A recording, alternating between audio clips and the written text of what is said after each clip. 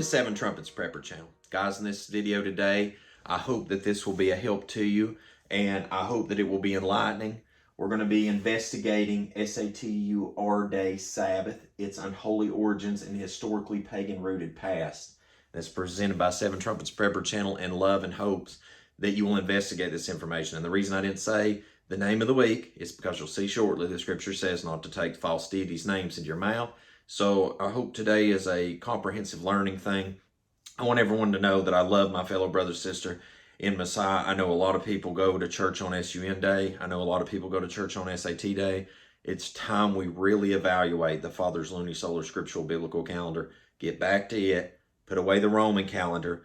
I know that from the time we're children up to adult, many of us have been fed a fallacy about what the calendar is of creation compared to the calendar of the Father, and a lot of people think they're one and the same, and they're not.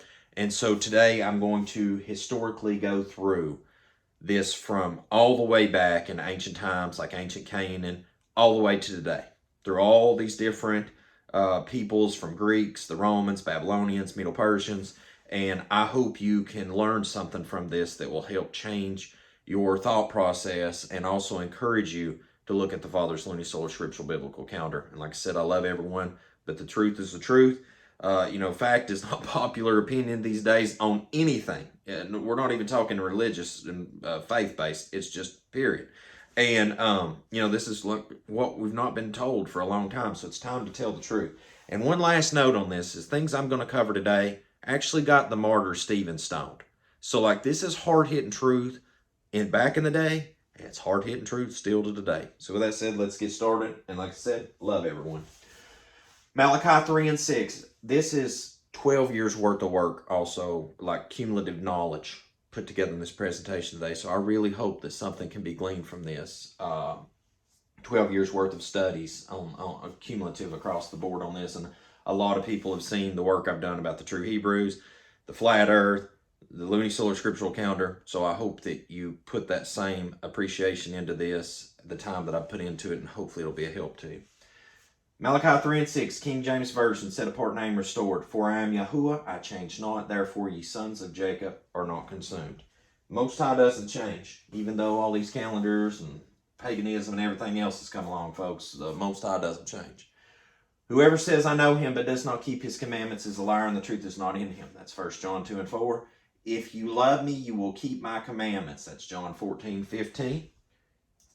Moving forward, of the 10 commandments, keeping the Sabbath is the most repeated command in Scripture, and it seems the one met with the most resistance. The quotes from the Torah Experience, and I'd agree with that. It's a conversation I've had when I was in SUN Day Church. It's a conversation when I went to Seventh-day Adventist Church. It's a conversation I've had with the Torah community. And for those of us that keep the Father's Lunisolar Scriptural Calendar for the feast days, for the new moons, for the Sabbaths, I know this is a struggle trying to get through some of this at times. But, long and short of it, truth is always going to be truth. A lot of things get labeled truth, but facts are facts. Now, this false deity here is Horus, is the name of this deity. And this is important to understand. This is the Egyptian design drawing of him. Now, this deity is what you will see progress later into Saturn. This is another... These names are interchangeable, okay? So you're going to see this as we go through this presentation. Scripture says, pay attention to all that I have said to you, and make no mention of the names of other gods, nor let it be heard on your lips, or other Elohims. That's Exodus 23 and 13. So I know this is going to be a little bit weird and a little bit of a struggle and different to how I present a lot of my presentations, but I'm trying really hard not to say false deities anymore. And you can read it on the screen too. So I've tried to make this a little more fluid for all of us. Keep in mind, the ultimate goal of this today is to help you understand that we need to get back to Father's Lunisolar Scriptural Calendar. And it's literally going to be what's going on in the new kingdom. And it shall come to pass that from one new moon to another, and from one Sabbath to another, all flesh shall come to worship before me, says Yahuwah. Isaiah 66 and 23. That's how it's going to roll in the new kingdom. So I think it's really high time we get this together now, ahead of time. Just a couple last quotes, guys. We're going straight into history. A lie told often enough becomes the truth. Vladimir Lenin said that. All right. All right, here's another one. All truth passes through three stages. First, it is ridiculed. Second, it is violently opposed. Third, it is accepted as being self-evident. That's Arthur Schopenhauer. And I got to be honest with you, this quote stuck with me for a long time because it is so true, and it's everything, okay? It passes through that. All right, now, here's where we're at. SATUREN worship from ancient times till now. The bullseye today is to get to modern day and prove that what is here has always been from beginning to here. The names vary, but still the same entity. Worship is the main object to be focused on because what day we worship on, what calendar we use, dictates who we worship. I know that's a hard pill to swallow, but the Most High is very clear about that throughout situations that's happened in Scripture, and I will show that with the Scripture and history. So we're going to see this from Canaanite, Egyptian, Hebrew, Babylonian times, which is Assyrian and Medo-Persian. We're going to see that. Greek and Roman into modern time. Okay, that's the goal, is to take you there. Now, there's going to be jumps in my research so that you see this linear path, but you'll see how they're intertwined with each other. All right, so to begin with, we always need to go to the word first. Amos is a great cornerstone for this whole thing because not only is Amos a cornerstone for it, not only is he a proof for it, but it's also the words being recited from Amos in Stephen's day that got Stephen Stone. Okay, so that's very important to understand, guys. All right, and I'm going to step over to the side so the screen doesn't have a brightness issue. Take thou away from me the noise of thy songs, for I will not hear the melody of thy vowels, but let judgment run down as waters and righteousness as a mighty stream. Have ye offered unto me sacrifices and offerings in the wilderness 40 years, O house of Israel? But ye have borne the tabernacle of your Moloch and Chiun, your images, the star of your Elohim, which ye made to yourselves. Therefore I will cause you to go into captivity beyond Damascus, saith Yahuwah, whose name is the Elohim of hosts. Couple things to take away. Moloch, that deity, which is bloodthirsty child sacrifice, was something that Israel took part in, but not only Israel. Ancient peoples done this too, okay?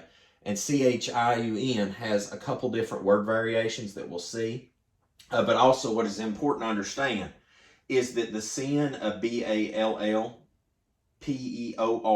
which you can find on in Exodus, we'll cover that in a minute too, is actually that deity, it translates Kiyun.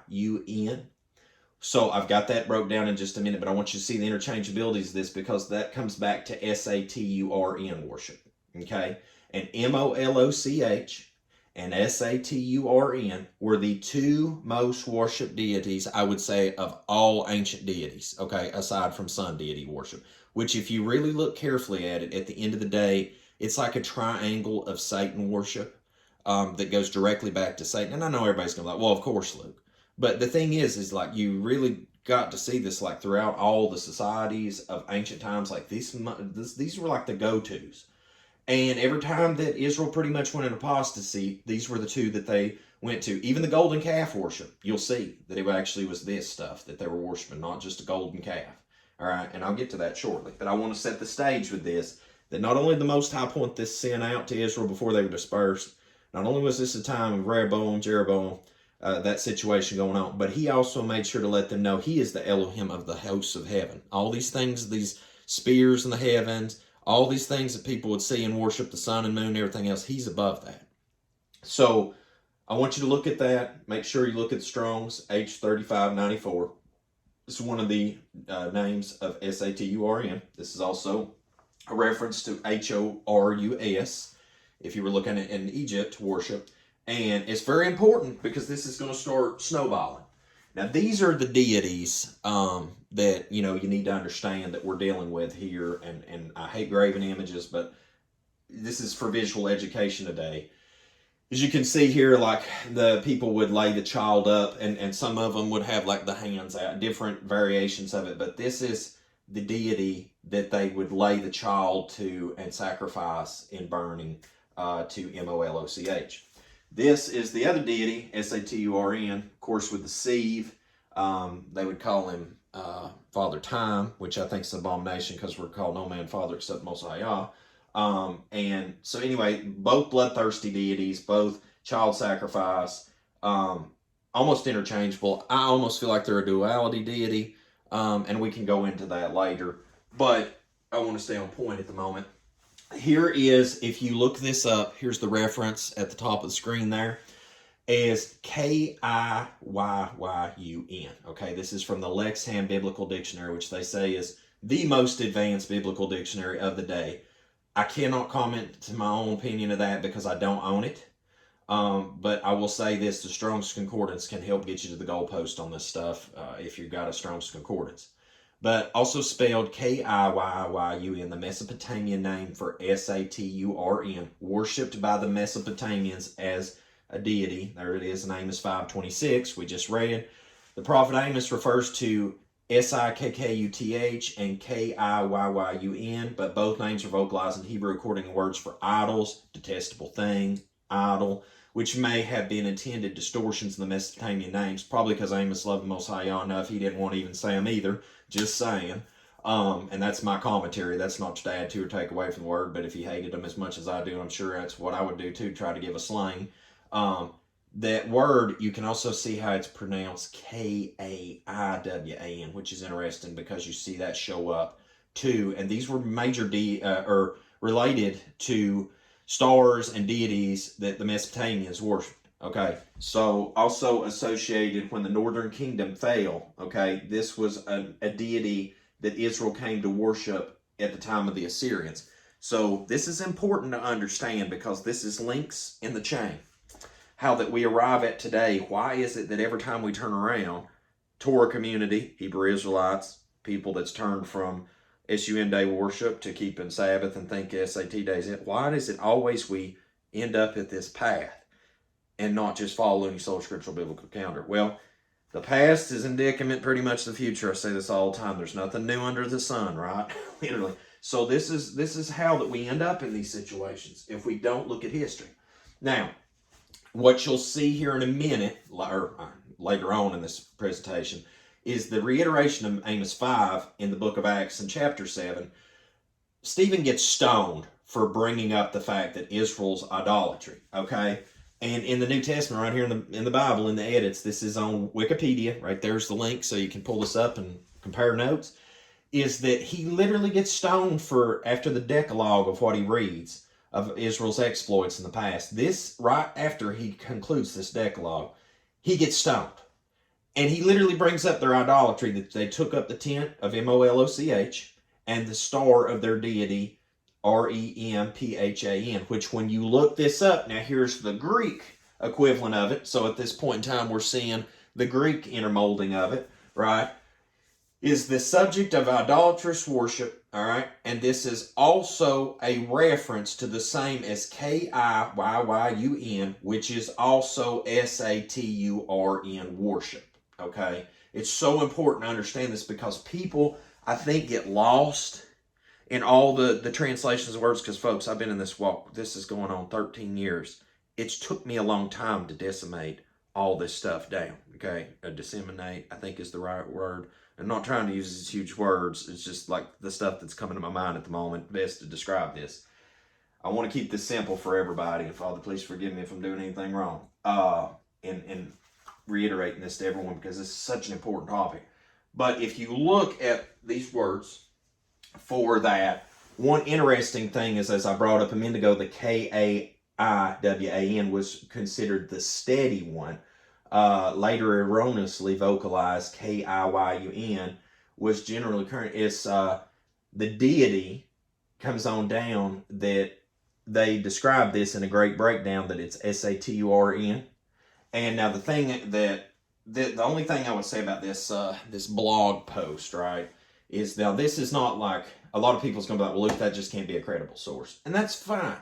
What I want you to understand is if you will take the commentary that they have in this blog post in this segmentation regarding the Saturn deity, because they have all the stars broke down in it, if you will look at it, it has the same reference material for the Aramaic that you can compare and go easily Google that it passes over for the Kiyyun or Kiyyun, which is always going to be the Saturn worship.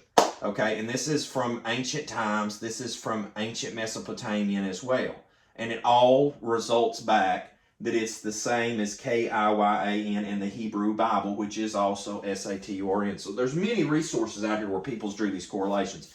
Now, what I say, too, is let's not just stay in the biblical community and in the scriptural community. Let's go over and see what the Satan community's got going on for a minute, right? Because the people who worship Satan know exactly what they're about. Like people in the Christian community, people in the Torah community, they're like, well, I don't think that's what that's about. Bro, go over and see the dude at the Church of Satan. They know exactly on point what they're worshiping. All right, and they'll tell you fast about it. You'll get you a quick education, okay? So I'm going to give you a little quick education from the satanic people, what they got going on, all right? 6-pointed star, 5-pointed star, sieve of SATURN in it, bull of heaven in the 6-point star, which is also HORUS, which is also a reference to SATURN, which is also the sieve, a reference to SATURN. These people know they worship the hidden one. That's what Satan's call sign under SATURN really falls back to, is the hidden one. That's when people bring this stuff up. That's what I refer to it as well, as the hidden one, because people think sometimes when they see this disc, like on the APIS bull, they see the disc on it like the Egyptian version, that they're worshiping the sun. But that's not solely accurate, because HORUS, when he has the falcon face and the disc up top, is still a reference to him being SATURN, but not sun worship. And it's so confusing, and I think that's where people look at a lot of this stuff and go, oh, it's just sun worship. And it's not really SATURN worship. The Star of David, this is another point I want to make on this while we're on this whole subject. It's a thing that's surrounded with Torah community. It's a thing surrounded with SAT day keepers. And nowhere in the Bible is this referenced, except for it being referenced as the star of REMPHAN, or the star of SATURN. You know, like, and people will consider that MOLOCH too. Like I said, it's like a run-on to both these deities. But this right here, ancient times, okay? I mean, right there, referencing Islam, that cube they worship. We could get in that. Today's not, my interest is not Islam, okay? But it's right here, people's pointed it out. You can find it on the back of the dollar bill in the U.S. I hate this blurred. It doesn't really look like it's blurry on the screen, which is good. But you can see this in various things. One of the things that gets me on the Man of Sin's mitre, you can find that the 6-pointed star on his mitre as well. You can find it in Satanism. You can find it on cathedrals. You can find it in churches. You can find it in just a bunch of different stuff. All right. Now, what I want to say next is a shout out to this website, hopeofisrael.org. All right. And this is their SATURN Day in Scripture. If you don't get anything else from this presentation right now, cruise over there, check out their stuff, because they were one of the best people that I compared my notes with as well from time and the things that I knew. And not only that, they're a supporter of the Lunisolar Scriptural Biblical Calendar. So shout out to them. When the people saw that Moses delayed to come down off the mount, the people gathered themselves together unto Aaron and said unto him, Up, make us Elohim. And that's plural, ladies and gentlemen.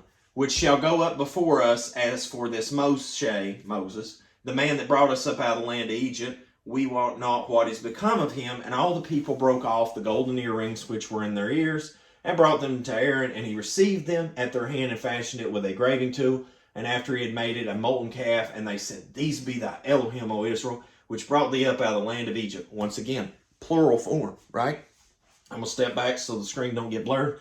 This was not just any animal arbitrary made out of gold. Rather, this was an Egyptian deity, the calf, APIS. Now, right here, and you can keep going through this, they refer to it as the hidden one as well. Now, I want you to understand something. I have seen this throughout the years, plural, years, when many people present this information. That is how it is presented anymore, is as the hidden one, okay? This is also symbolic of SATURN, the bull of heaven, HORUS, okay? Now, bigger blow up of this, okay? So here you see this disc, right? The disc up top has the serpent, all right? And then you have the bull. Now, people consider this HORUS as well, okay? like the interchangeability of it when it comes to Horus. They consider it the bull of heaven. The reason bull of the sky, here's some examples and bullet points on that. In Egyptian worship of Sat-Orion, it was associated with Horus, the bull of the sky. The Egyptians portrayed the planets as deities sailing across the heavens in barges, and they were known as the stars that know no rest. And right down here also you can see here where that the falcon-headed deity was worshipped all over Egypt. All right, and it was also regarded, yet in all of his forms, he is regarded as the prince of the deities and with the sun. So then this is one of those things where I just want to point out real quick the run-ons of these deities running into each other, becoming one and another. All right. Now I'm going to get into how this is, the depth of this, the importance of this as we go. Okay, but number one, people were not ignorant in the past. Okay, you know, we live in a day now where people are like atheistic.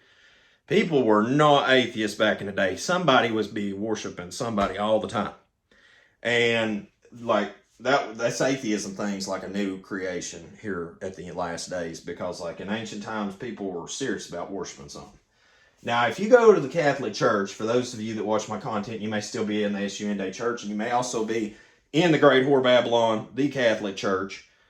If you'll sit down the next visit and look at IHS that's up on the front of the service, that stands for ISIS, HORUS deity, and SET deity. Okay?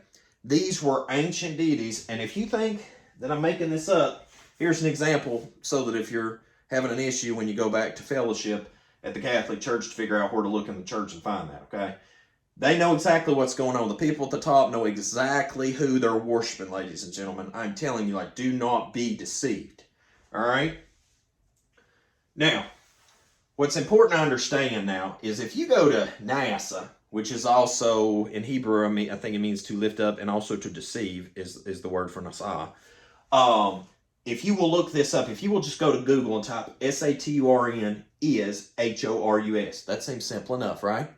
It will get this information right here easily from NASA. Under the category, under a star system, under mythology of Saturin, it says, for example, the ancient Egyptians named the planet we call Saturin after their deity of light, Horus, who often appeared in the form of a hawk. Many of the star names that astronomers use today are ancient Arabic names. All right, so right there for the literal star, planet, whatever you want to call it, under mythology of Saturin, literally NASA even confirms that it's HORUS that you're dealing with. Okay? Now, moving next. Keeping in with Scripture. In Numbers 23, and I think I have it in the next slide where we can read it, the deity Peor was a Moab deity. And if you look on down here at the meanings of it, the Moabites, one interesting thing is that it was being associated with the ancient deity Horus, giving reference to as the Lord of the house of Horus. So the Moabites, when people went and sinned, ancient Israel went over and sinned with the Moabites, they went right over and done some more Saturin worship. This is crazy. But from best reference, that's pretty much what it looks like. And let me show you what the Most High had to say about it. Numbers 25, and Israel abode in Shittim, and the people began to commit whoredom with the daughters of Moab, and they called the people unto the sacrifice of their Elohims, and that people did eat and bow down to their Elohims, and Israel joined himself unto this deity, Baalpeor, which is also Horus, which is also Saturin. And the anger of Yahuwah was kindled against Israel. And Yahuwah said unto Moshe, take all the heads of the people and hang them up before Yahuwah against the sun, that the fierce anger of Yahuwah may be turned away from Israel. And Moshe said unto the judges of Israel, slay ye every one his men that were joined unto Baalpeor. Please keep in mind, golden calf, there's some false deity worship. And then also here we've got them going over and worshiping Saturin yet again with the Moabites. Moving forward, And he had 700 wives and princesses and 300 concubines, and his wives turned away his heart, for it came to pass when Solomon was old that his wives turned away his heart after other Elohims, and his heart was not perfect with Yahuwah his Elohim, as was the heart of David his father. 1 Kings 11:3-4. Now listen, I want to point something out, and I'm not taking shots at Solomon. Wisest man that ever lived according to Scripture. Women turned his heart away to worship wickedness. Gentlemen, guard yourselves. That's all I'm going to say about that. I'm not trying to take shots at ladies. The next verses following, verse 4, he went all in. I'm telling you, like when you look at the comparison of all that he worshiped. But M-O-L-O-C-H, okay? And I'm certain with the breakdown of it, how that it's looking at the abomination and everything that's described, probably did the S-A-T-U-R-N. This is what led to the division of Israel as a nation. Like I really personally look at it like the final tipping point. But right here is another example of the constant going astray into this stuff. Now this deity, okay, the golden calves set up. All right, I know all of us has went to church. We've heard this story before. 1 Kings 12:25-33. Then Jeroboam built Shechem in Mount Ephraim and dwelt therein, and went out from thence and built Peniel. And Jeroboam said in his heart, now shall the kingdom return to the house of David. If this people go up to do sacrifice in the house of Yahuwah at Jerusalem, then shall the heart of this people turn again unto their Elohim, or their master, even unto Rehoboam, king of Yehuda, and they shall kill me and go unto Rehoboam, king of Judah. Whereupon the king took counsel and made 2 calves of gold and said unto them, it is too much for you to go up to Jerusalem. Behold thy Elohims, O Israel, which brought thee up out of the land of Egypt. Once again, multiple deities described within worshiping of golden calves. It's very important to understand the hidden one worship, okay? So here we have another instance, a continuation, and it's always the same deities when Israel went into apostasy, ladies and gentlemen. Not to mention that the surrounding people around them, the pagans and the pagan nations of the world also, it was like, this is the go-to stuff. This is why in our day we should be so far away from this stuff. We should be trying to strive to keep the Father's calendar. All right? Going on, it describes, as you go further in the verses, that he set them up. He put one in Dan, okay? And then, anyway, keep on going down here. He offered on the altar which he had made in Bethel the 15th day of the 8th month, even in the month which he had devised of his own heart, and ordained a feast in the children of Israel, and he offered upon the altar and burnt incense. Kind of like what Aaron done. Tomorrow is the day unto a feast unto, he was saying it was unto Yahuwah, but really that wasn't the case, because that was a devising their own heart. Here was a devising their own heart. We're going to get on into how the Greeks and the Romans kept a feast unto Saturn, which is still carried forward into religious circles today. It's crazy stuff, guys. But I want you to know this. The stoning of Stephen, which I'm sure there's people watching right now would be glad to stone me, just because I'm telling the truth. But this right here, in Stephen's day, he said this, the reiteration, as we've read earlier of Amos 5, okay? I've already read that. What Amos said, this is what Stephen said. This is that Moses which said in the children of Israel, a prophet shall Yahuwah your Elohim raise up unto you of your brethren like unto me, him shall ye hear. This is he that was in the church in the wilderness with the angel which spake to him in the Mount Sinai, and with our fathers who received the lively oracles to give unto us, to whom our fathers would not obey, but thrust him from them, and in their hearts turned back again into Egypt, saying unto Aaron, did you notice that turn back to Egypt, where the false deity worship stuff is? Saying unto Aaron, make us Elohims, plural, to go before us, for as for this Moses, which brought us out of the land of Egypt, we wot not what has become of him. And they made a calf in those days. Important. They said make us deities, but they made a calf. The hidden one in with APIS, right? In those days and offered sacrifice unto the idol and rejoiced in the works of their hands. Then Elohim turned and gave them up to worship the host of heaven.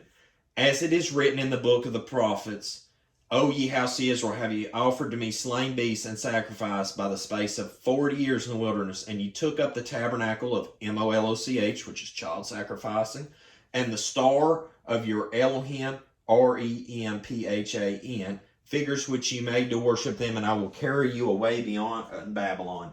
Please note the star, okay, because I brought that up earlier about the star. Guys, this is serious stuff. It is repetitive. It is a repetitive abomination.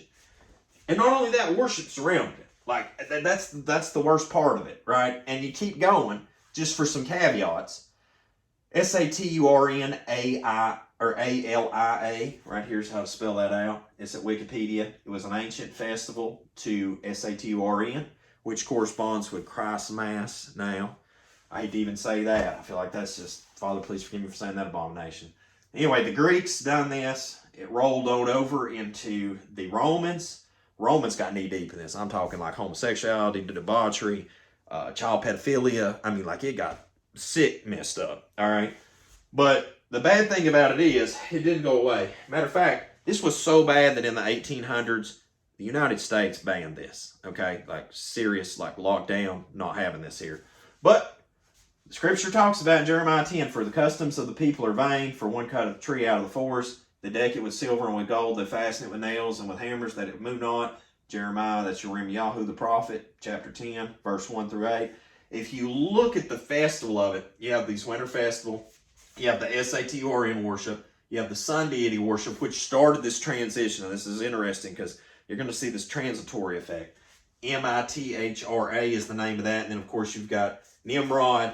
And then, of course, you've got Tammuz, which I don't want to mention that name. But Nimrod was actually a person, which they did wicked people try to deify later. When it comes to keeping the Father's appointed times, when it comes to keeping the true Sabbath, when it comes to giving true measure of worship, if you were to go back in ancient times right now, and for everybody that said, well, it's SUN Day or it's SAT Day, this is a Roman lunisolar 8-day pagan calendar.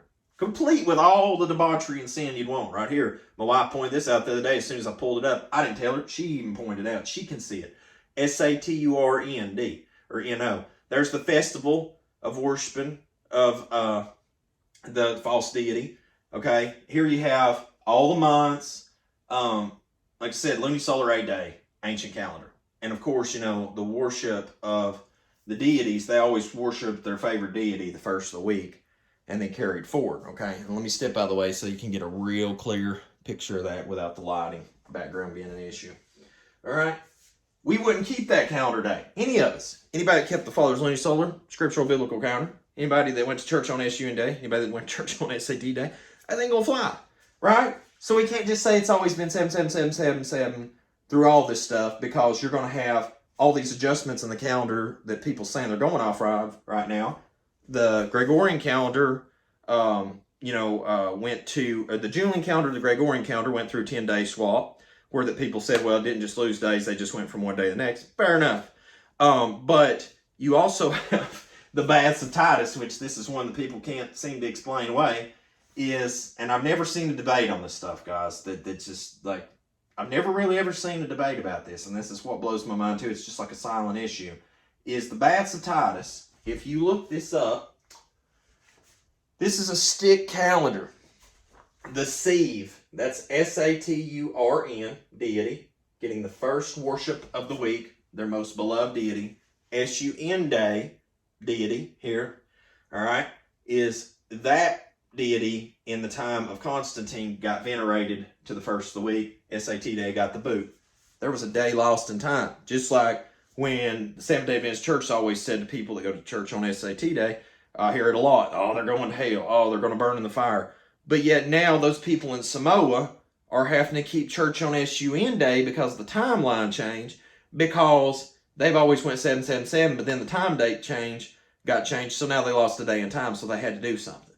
You see, this is why you got to go off the lights in the heavens, the 2 lights that set in the heavens, or actually 3 sets of lights in the heavens. You have the stars. You can help see the time of the year, the moon for the month, and you can tell the day of the week with it, the sun for the day and the night. I mean, like, oh my gosh, guys, it's not that hard. Genesis 1:14, like, there's a reason for this stuff to be created, but not going off Rome's clocks, not going off Rome's calendars.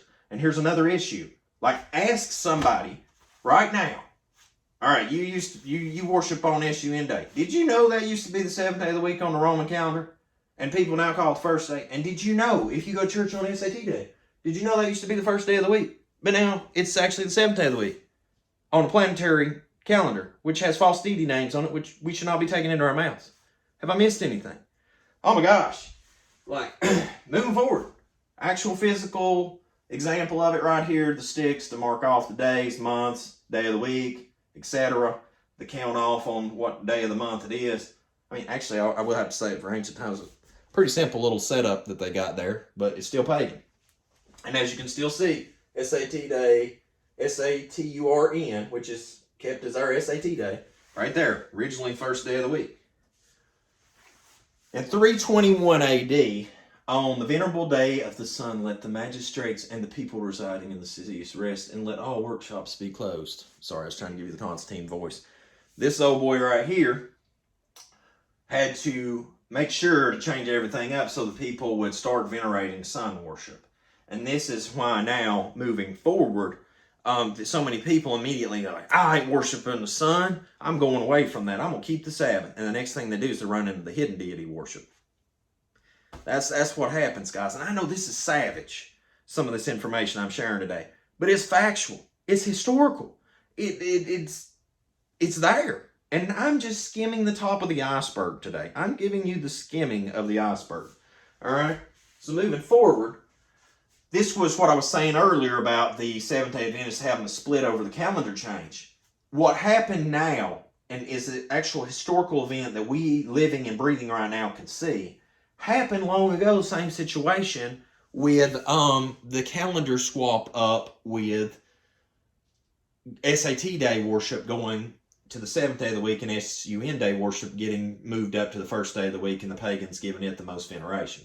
Well, this is a situation going on right now where a day was practically lost in time, and so people had to make a decisive move. So the people that was Seventh-day Adventists keeping SAT Day actually had to go to the day that they consider abomination. Now it actually says every 7th day falls on SUN Day. That's gotta suck.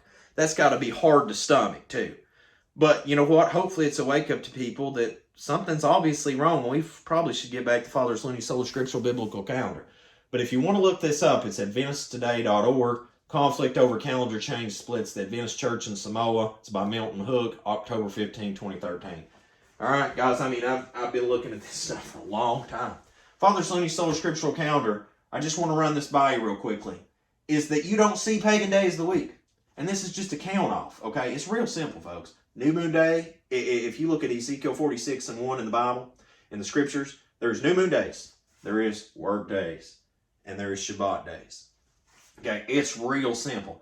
Now, people get things tied up about this interlinear day.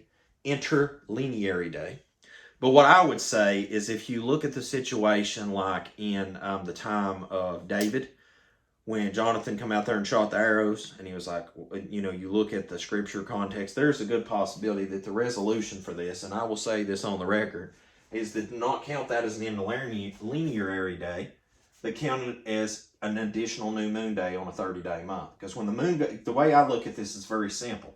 And you know what? The thing I look forward to is when the Most High comes back and Messiah sets in judgment, we're all going to, if we're counted worthy to life, myself included, if my righteousness counts worthy that I may be saved, right, by keeping the commandments, faith in Messiah, and doing the right thing, then what's going to happen is everybody's going to be told when to come worship, and you're going to be there. And it's going to be real simple. But in the meantime, we've got to sort this out the best we can, right? So the thing is if you do this by when the moon goes dark, right, and new moon begins, right, well, then you have your dark days, new moons. You have your light building up days as work weeks, or work days of the week. And then you have the Sabbaths always fall on the quarter phases or the full moon. It's real simple. And another thing to keep in mind is there's all sorts of like interjections people make against the Father's calendar, but also try to support SAT Day worship. At the same time, also saying keep the festival days by the Father's calendar. Just don't worship on SAT, or don't worship on it via that. Just keep SAT Day for Sabbath, but enjoy the new moons and the festivals. That I can't compute either. But what I will say is like the first month of the year, On the 10th day of the month, if you don't have a lamb, you're supposed to go buy one. So if you keep going SAT day, SAT day, SAT day, eventually you're going to end up on the 10th day of the month. You're going to need to buy a lamb, and you couldn't buy one. Another thing is if you go to the Battle of Jericho, the Battle of Jericho was 7 days. But we know plainly, if you look it up, that Judas Maccabeus in the book of Maccabees wouldn't fight on Sabbath. Nobody wanted to fight on Sabbath. That was unholy to fight on Sabbath. I believe also in the book of Jubilees it speaks of not to fight on Sabbath. And if you look in Asher 88, chapter 12, they started the battle on New Moon Day, which there's no prohibition to walk around on New Moon Day. And then they walked the following days, ending the battle at the end of the work week before that it was a Sabbath. Not profaning. The Most High God doesn't change. Like, there's so many ways to easily explain things on the Father's Lunar Soul Scriptural Calendar, folks. And that's for another time. Today we're trying to focus on SATURN worship and explain that. But what I want you to understand is that this is a conversation that needs to be being had and not the keeping of SUN Day or SAT Day worship. Okay, that days are done. They're toast. There's too much knowledge now. There's no need to be in continuing error. All right? Now, if you want to find out more information and more in-depth, like the calendars, comparisons, more ancient information, things like that, I produced this 4 years ago on the channel. It's called SATUR Day, SUN Day, Worship, and the Roman Calendar is an Abomination. Restore the Creator's Calendar. That was produced 4 years ago. I shared this one also, the Restoring the Creator's Calendar, Restoring the Foundations of Many Generations. That was produced in 2015 on Loud Cry Ministries by me, Brother Joel, and some others helping produce that. And that was produced 2015. I reshared it 3 months ago again on Seven Trump's Prepper channel. So you can watch it either over at Loud Cry Ministries or over here at Seven Trump's Prepper channel. Links to both of these are in the video description below if you want to just have a quick, easy way to get to that. In review, I just want to say first off, thank you for watching. This was produced in the hopes of winning souls for the new kingdom. In closing of this, what I would admonish everyone is, regardless if I've animated you, made you angry, made you concerned, whatever, is number one, I would encourage you and admonish you to, number one, something is not right with the situation that's going on right now. Because you have a whole community of people that say they believe in the Most High, but they go to church on SUN Day, they go to church on SAT Day, people do the Lunar Sabbath over here, the Creator's Calendar, people call it various things. There's this huge divide. There's only one Sabbath. There's only one Creator, and there's only one Torah. So pride, hate, arrogance, all these things got to be laid to the side. I had to leave SUN Day Church as an elected deacon. I left that walk behind. I went to Seventh-day Adventist Church humbly. I seen about the Father's Lunisolar Scriptural Biblical Calendar, the feast days, a lot of things. I brought that to the church. I had to leave that behind. Now here I am, keeping the Father's Lunisolar Scriptural Calendar, and I know that if you make the effort to do the right thing, the Most High will help you. I believe that fully if you love Him and really try to honor Him. But ladies and gentlemen, we are at a pinnacle time where we are at the very end of days. I believe that with all my heart and soul. And we are in the days of Noah. And as in the days as of the days of Noah again. So we need to really seriously start evaluating, are we doing everything correctly? And are we doing it to the best of our ability to honor the Creator? Because it is not about me. It is not about you. It is about honoring the Most High above if we really love Him. So what I've shared today, I hope you take this research. I hope you take it and look deeply into it. Consider upon the information I've shared within. Hopefully make adjustments if you need to in your walk so that you can honor Him better. So guys, as always, till we see you again here at Seven Trump's Prepper channel. Links in the video description below. Make sure to check the links that I actually shared on the screen in this video. And I hope the Most High Yah Baruch you and keep you, make His face shine upon you, show you favor, and give you shalom, my friends. In Yahushua's name.